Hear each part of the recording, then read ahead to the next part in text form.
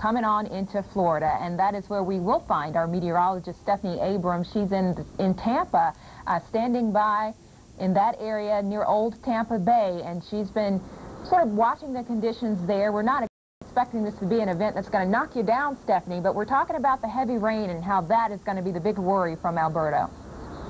And Betty, we've already seen some of that heavy rain here, but we are getting a little bit of a break right now, which is great news, because in some places in Tampa, and I'm sure in your community too, all you need is a basic thunderstorm. It doesn't even have to be tropical, and you can get some of that flooding on your streets. So are the residents here around the Tampa Bay area worried? I've heard on the news about it, and I've heard that there's possibility of the winds picking up, and we were getting some rain, which we need, so that'll be nice. But I'm just going to keep my eye on it, watch the Weather Channel, and make sure that I stay prepared. And that's the good news. He said stay prepared.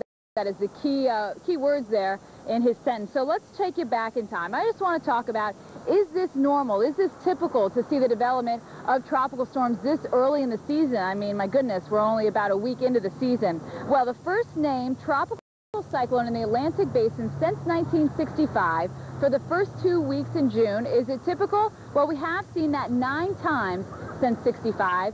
And for the second 2 weeks in June, the 16th to the 30th, we have seen the first named tropical cyclone 6 times since 1965. Now remember, last year, Tropical Storm Arlene, that formed right around the same time, of course, on June 9th.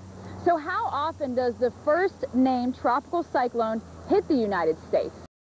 Pretty interesting question, right? Is it typical for things like this to happen, where the cyclone crosses the Sunshine State or makes its way into the Lone Star State? Well, since 1965, the first named storm made landfall in the U.S. 16 times. Sounds like a lot? Well, there's been 25 times that it hasn't, so just keep that in mind.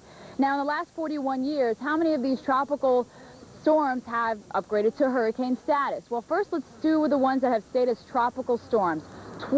27 of those tropical cyclones that were named stayed as tropical storms. They did not get upgraded into that category status. Now, 14 times since 1941 has the tropical storm been upgraded to hurricane status, and 7 times we saw major hurricanes out of those hurricanes that were upgraded. So it is possible to have tropical storms, hurricanes this time of year. June 1st is the official start of the season, goes all the way through November 30th. But keep this in mind. You can always see hurricanes past November 30th, like we did last year. And I also wanted to bring up, Kristin and Betty, Hurricane Andrew. Very interesting for everyone to think about. Andrew, that's the A storm, right? We're on Alberto, starts with A, goes through the alphabet. That was a Category 5, and it hit in August. So sometimes you get that storm way late in the season. Pretty interesting stuff. One of only 3 Cat 5s to make landfall in the U.S. Yeah, definitely interesting. It didn't come till August.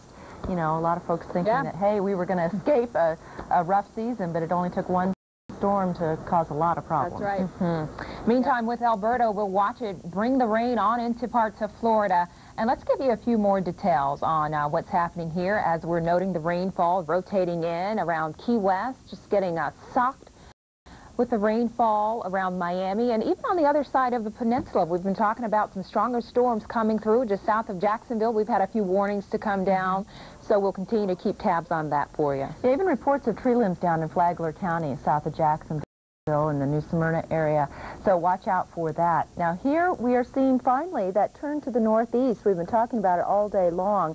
Now beginning to see Alberto turn north, and eventually we're expecting the westerlies to pick it up and make it head into the north portion of Florida.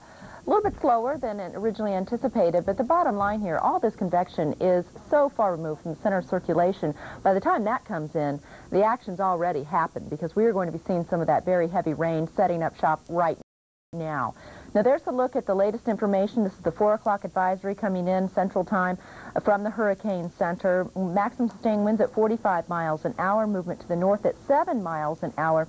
Fairly much status quo as far as pressure and maximum sustained winds. It may increase slightly as we head through time, but we're not looking for this to increase significantly. Checking out the latest, you can see a lot of those cloud tops continuing to make their way toward Florida. This will be needed rainfall across the area. Now, what about the wave action?